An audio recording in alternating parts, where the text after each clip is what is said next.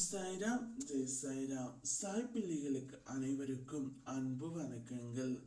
என் அன்பு குழந்தையே, சுகத்தை மட்டும் விரும்பி ஏற்கின்ற நீ கஷ்டம் வரும்பொழுது அதை பொறுத்து கொள்ள மாட்டேன் என்று சொன்னால் நீ இறைவனையோ அல்லது இயற்கையையோ புரிந்து கொள்ளவில்லை என்று தானே அர்த்தம். நான் உனக்கு கஷ்டம் தந்து கொண்டே இருக்க வேண்டும் என்று எண்ணவில்லை. உன்னை சோதிக்கவும் இல்லை. அது உன்னுடைய தவறான நம்பிக்கை.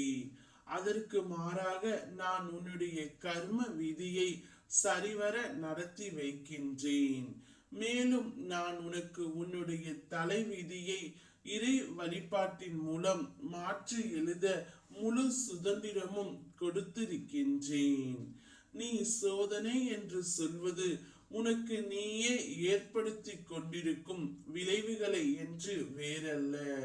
மக்களிடம் ஆச்சரியப்பட வேண்டிய விஷயம் என்னவென்றால், ஏன் எனக்கு இவ்வளவு கஷ்டம் என்பார்கள். அவர்களின் வளர்ச்சியை அடைகையில் ஏன் இந்த வளர்ச்சி என்று கேட்பதே இல்லை. வைரம் அறுக்கப்படாமல் பளபளப்பு ஆகாது, மின்னாது. தங்கம் நெருப்பு இடாமல் புனிதமாகாது. நல்லவர்கள் சோதனைக்கு உள்ளாவார்கள், ஆனால் வேதனை படமாட்டார்கள். வாழ்க்கையில் அனுபவங்கள் அவர்களை சிறப்பிக்குமே தவிர கசப்பிக்காது. ஆரம்பத்தில் இருந்து கடைசி வரை கஷ்டப்பட்டு கொண்டே வாழ்ந்து செத்தவர்கள் இந்த உலகத்தில் யாருமே கிடையாது. அதே போல பிறந்த தேதியிலிருந்து இறுதி வரை சந்தோஷத்துடன் வாழ்ந்து மறைந்தவர்களும் கிடையாது. கஷ்டப்படுகிறவர்களுக்கு, இன்பம் அனுபவித்தவர்களுக்கு உன் அப்பா ஒரு நாளும் உதவாமல் போக மாட்டேன். எப்பொழுதும் கஷ்டப்படட்டும் என்று யாரையும் நான் அப்படியே விட்டுவிட மாட்டேன்.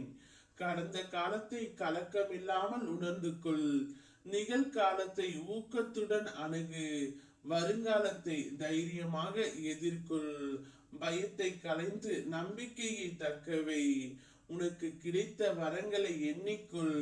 நான் உன்னுடன் இருப்பதை உணர்ந்து கொள். என்னை முழுமையாக நம்பு. இன்று இரவுக்குள் உனக்கு பிராப்தம் வந்து சேரும். ஓம் சாய்ராம் ஜெய் சாய்ராம்.